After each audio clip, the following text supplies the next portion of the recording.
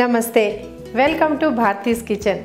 Christmas మరియు winter స్పెషల్గా మన కిచెన్లో చేసే ఈరోజు వంట eggless cake. Eggless sponge cake కావాల్సిన పదార్థాలు: 1/2 cup butter, 1/2 cup Milkmaid, 1 cup maida, 1 spoon oil, 1 spoon curd, vanilla essence or దాల్చినీ పొడి, baking soda and baking powder.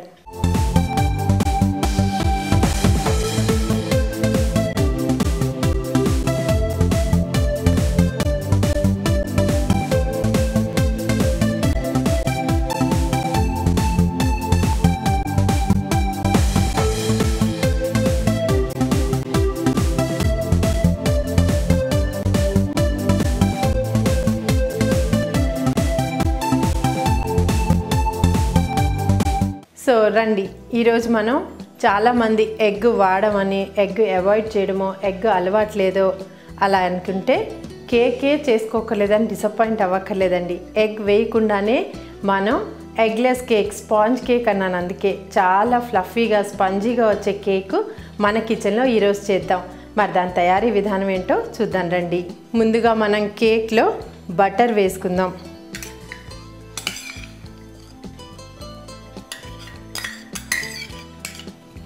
ఇది 1/2 కప్ ఆఫ్ బటర్ మనం తీసుకుంటే ఇందులో షుగర్కి బదులు మనం మిల్క్ మేడ్ యాడ్ చేస్తున్నాం. ఇది కూడా 1/2 కప్ కన్సిస్టెన్సీలో మిల్క్ మేడ్ యాడ్ చేసుకుందాం. మన బటర్ అండ్ మిల్క్ మేడ్కి కొద్దిగా మనం దీన్ని బీట్ చేసుకుందాం.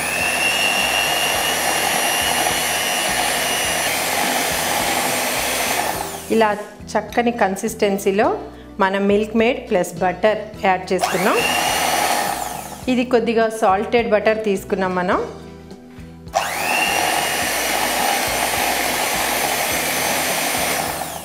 మీరు ఈ సాల్టెడ్ బటర్ బదులు సాల్ట్లెస్ బటర్ తీసుకోవచ్చు, నెయ్యి తీసుకోవచ్చు. కానీ బటర్తో చేసిన కేక్ స్పాంజ్ కేక్ అన్నాను కాబట్టి ఇది బాగా బేక్ అవుతుంది.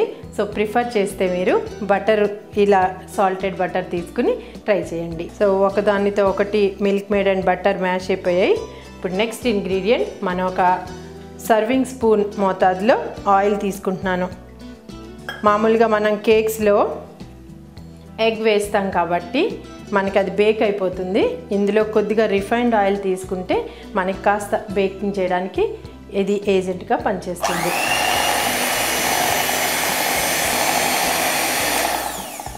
సో ఈ కన్సిస్టెన్సీలో మనకి బ్యాటర్ రెడీ అవుతుంది. నెక్స్ట్ ఇందులో మరో ఇంగ్రీడియంట్ పెరుగు. పెరుగు ఏంటంటే ఎప్పుడైనా సరే టేస్ట్ కమ్మదనానికి బాగుంటుంది. ఇది కూడా ఒక బేకింగ్ ఏజెంట్ కాబట్టి పెరుగు యాడ్ చేసిన కేక్ రుచి చూస్తే చాలా బాగుంటుంది. సో ఇందులో మనం 1 కప్ ఆఫ్ కర్డ్ కూడా యాడ్ చేసుకున్నాం.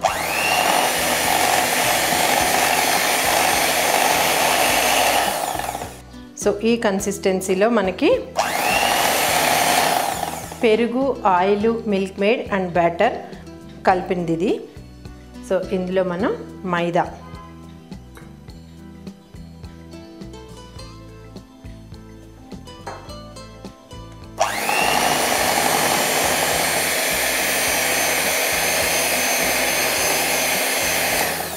ఇందులో యాక్చువల్లీ మనం ఎగ్లెస్ కేక్ కాబట్టి మనకి కేక్ యొక్క స్మెల్ గురించి ప్రాబ్లం ఉండదు.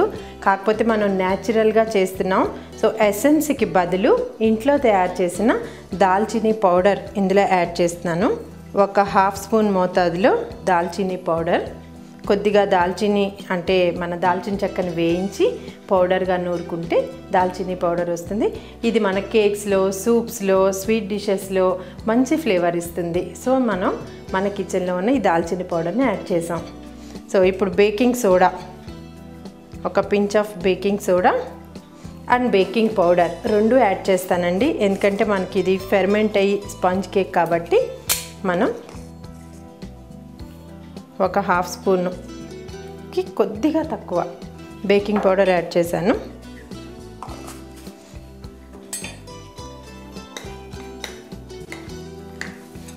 మైదా అండ్ ఆల్ ఇంగ్రీడియంట్స్ ఒకదానితో ఒకటి ఈక్వల్గా మ్యాష్ అవుతాయి.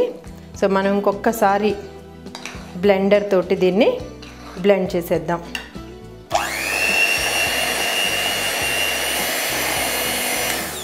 ఇదండి మన ఎక్లెట్ స్పాంజ్ కేక్ బ్యాటర్.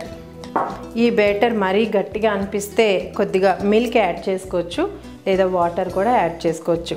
ఇప్పుడు ఈ బ్యాటర్ని సెటిల్ అవ్వడానికి ఒక్క 10 మినిట్స్ మనం ఇక్కడ ఉంచుకుని మన బేకింగ్ బౌల్ ఏదైతే ఉంటుందో బేక్ చేయడానికి ఈజీగా మన దగ్గర ఉండే లెఫ్ట్ ఓవర్ కొంచెం గ్రీజింగ్ కోసం ఆయిల్, అరే లిటిల్ బిట్ ఆఫ్ బటర్, దీనికి కొద్దిగా గ్రీస్ చేసుకుని ఇందులో నేను కొద్దిగా మైదా ఉంచాను. ఈ మైదాన్ని దీనిపైన జల్లితే మనకి డీబౌలింగ్ చేసినప్పుడు స్టిక్ అవ్వకుండా మన కేకు ఈజీగా వస్తుంది. మీ దగ్గర బటర్ పేపర్ ఉంటే బటర్ పేపర్ కూడా యూస్ చేసుకోవచ్చు. బటర్ పేపర్ని కూడా ఈక్వల్గా అంటే ఇదే షేప్లో మీరు కట్ చేసుకుని బటర్ పేపర్ని ఇందులో ప్లేస్ చేసుకుని ఈజీగా మన కేక్ని డీమౌల్డ్ చేసుకోవచ్చు. సో నేను ఇలా దీన్ని గ్రీస్ చేసిన దాని మీద మైదాని కొద్దిగా జల్లి మన కేక్ బేకింగ్కి ఈ కంటైనర్ని రెడీ చేశాను. సో ఇదండి మన ఎగ్లెస్ కేక్ బ్యాటర్. మీకు కొంచెం గట్టిగా అనిపిస్తే నేను ముందుగా చెప్పినట్టు కొద్దిగా మిల్క్ ఆర్ వాటర్ యాడ్ చేసి దీని కన్సిస్టెన్సీ ఈ విధంగా డ్రాప్ అయ్యేలాగా మనం చూసుకోవాలి. నేను ఇందులో ఏ విధమైన నట్స్ కానీ లేకపోతే ఫ్రూట్స్ కానీ టూటీ ఫ్రూటీ ముక్కలు కానీ యాడ్ చేయలేదు. ఇది బేస్, ఒక స్పంజ్ కేక్ బేస్ తోటి మీరు దీనిపైన ప్రెజెంటేషన్కి ఏదైనా యాడ్ చేసుకోవచ్చు. ఐసింగ్ షుగర్తో డ్రెస్సింగ్ చేసుకోవచ్చు, జామ్ రాసి కట్ చేసి జామ్ రాయొచ్చు, లేదా మన చాక్లెట్ సాస్తో కూడా దీన్ని డెకరేట్ చేయొచ్చు. అందుకని ఇది ఒక simple sponge cake basic model మనం నేర్చుకుంటున్నాం. సో ఇది బౌల్లోకి ఈ విధంగా ఫ్లో అయ్యేలాగా మన బ్యాటర్ని మనం చూసుకోవాలి.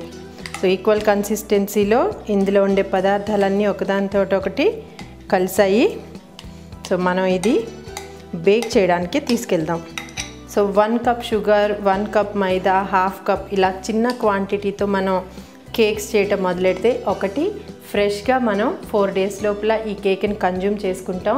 అది చాలా మంచి విషయం, ఎందుకంటే కేక్స్ ఎంత నిలవ ఉండాలనుకున్నా 4 డేస్ వరకు చాలా తాజాగా ఉంటాయి. అందుకని మనం చిన్న స్మాల్ క్వాంటిటీస్తో తయారు చేసుకుని ఎప్పటికప్పుడే ఫ్రెష్గా రిలీజ్ చేద్దాం. ఈ ఓవెన్ని నేను ముందుగా ప్రీహీట్ చేశాను 180 degrees 5 minutes. ఇప్పుడు మనం ఈ కేక్ చేయడానికి కన్వెక్షన్ మోడ్లో 180 degrees 25 minutes నేను ఈ కేక్ని బేక్ చేస్తున్నాను. మనకి 25 minutesలో మన టూత్ పిక్తో కానీ మన నైఫ్తో కానీ తడిగా అనిపిస్తే ఇంకొక 5 minutes మనం అడ్జస్ట్ చేసుకుందాం. 25 minutes అయిపోయిందండి. ఒకసారి మనం కేక్ ఎలా తయారైందో మన స్పాంజ్ కేక్ చూద్దాం.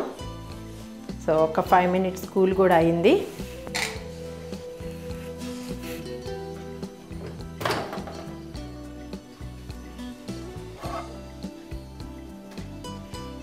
మనకి ఇది పూర్తిగా బేక్ అయిందో లేదో చూడాలంటే ఒక చిన్న ఫోర్క్ ఆర్ నైఫ్తో మనం చూస్తే అది స్లిప్పరీగా మనకి ఏమీ అంటుకోకుండా మన టూత్ పిక్ కానీ ఏదైనా డ్రైగా వచ్చేస్తే మనకి కేక్ తయారైపోయినట్టే. చక్కగా మంచి కలర్ తోటి కేక్ పొంగి పగిలి నోరూరిస్తుంది. ఒకసారి దీన్ని మనం డీబౌలింగ్ చేసుకుందాం. డీబౌలింగ్ ముందు చిన్న టెక్నిక్ ఏంటంటే మన దగ్గర ఉండే వుడెన్ స్పాచులాతో కానీ చాకుతో కానీ ఒక్కసారి కార్నర్స్ అన్నీ మనం ఈ బౌల్ నుంచి సెపరేట్ చేసేలాగా కొద్దిగా మనం ఇలా కార్నర్స్ని పుష్ చేసుకుంటే మనకి కేక్ డీబౌలింగ్ ఈజీగా వస్తుంది.